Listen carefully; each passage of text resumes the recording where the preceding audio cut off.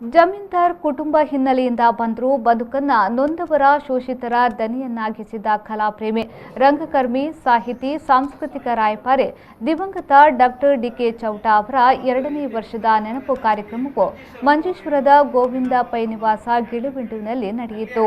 ರಾಷ್ಟ್ರಕವಿ ಗೋವಿಂದ ಪೈ ಸ್ಮಾರಕ ಸಮಿತಿ ಕಾರ್ಯದರ್ಶಿ ಸಾಮಾಜಿಕ ಮುಂದಾಳು ಕೆಆರ್ ಜಯಾನಂದ್ ನೆನಪಿನ ಕಾರ್ಯಕ್ರಮವನ್ನು ಉದ್ಘಾಟಿಸಿದರು. ಈ ಸಂದರ್ಭದಲ್ಲಿ ಮಾತನಾಡಿದ ಅವರು, ಮಂಜೇಶ್ವರ ತಾಲೂಕು ಅನನ್ಯ ಪ್ರತಿಭೆಗಳ ತವರು. ಅವರಿ ನೆಲಕ್ಕೆ ನೀಡಿದ ಕೊಡುಗೆ ಅನನ್ಯ. ಆದರೆ ಅವರ ಕೊಡುಗೆ ದಾಖಲಿಸಿ ಸ್ಮರಿಸುವ ಪ್ರಕ್ರಿಯೆ ನಡೆಯದಿರುವುದು ದುರಂತ ಎಂದರು. ಡಿಕೆ ಚೌಟರಂತಹ ಮೇಧಾವಿಗಳ ಕೊಡುಗೆ ಅತ್ಯಪಾರ. ಗೋವಿಂದ ಪೈ ಸಮಿತಿಗೆ ಅವರು ಬೆನ್ನೆಲುಬಾಗಿದ್ದರೆಂದು ಸ್ಮರಿಸಿದರು.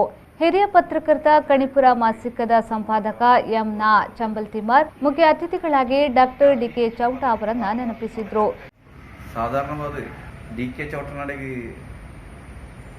ಒಂಜಿ ಭಾಗದಲ್ಲಿ ಕಾಸು ಕೇಳಿದ್ರೆ ಹೋಗುಜಿ ದೇವಸ್ಥಾನ ಕಟ್ಟಿರೋನು ಮಂದಿರ ಕಟ್ಟಿರೋನು ಅರ್ನಾಡಿಕೊಂಡ ಒಂಜಿ ನಯ ಬಯಸಿದಿಕ್ಕಂತ ಆಯ್ತು ಇಂಜಿನಿಯರ್ ಉದಾರವಾದ ಸಹಾಯ ಪಂಡಿನ ವ್ಯಕ್ತಿ ಅವರು ಡಿಕೆನ ಪೊಂದಟಾದುಂಡು ಆರಾಧನೆ ಅತ್ಯಂತ ಪ್ರತ್ಯೇಕ ವ್ಯಕ್ತಿತ್ವವಾದುಂಟು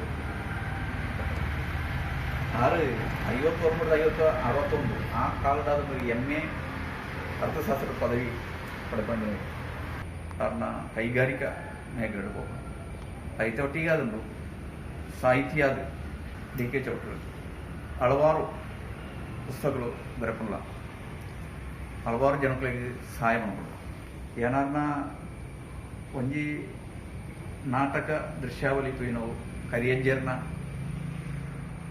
ಒಂಜಿ ಕಥಾಪಾತ್ರವಾದ ಬಂದಪಡೋದು.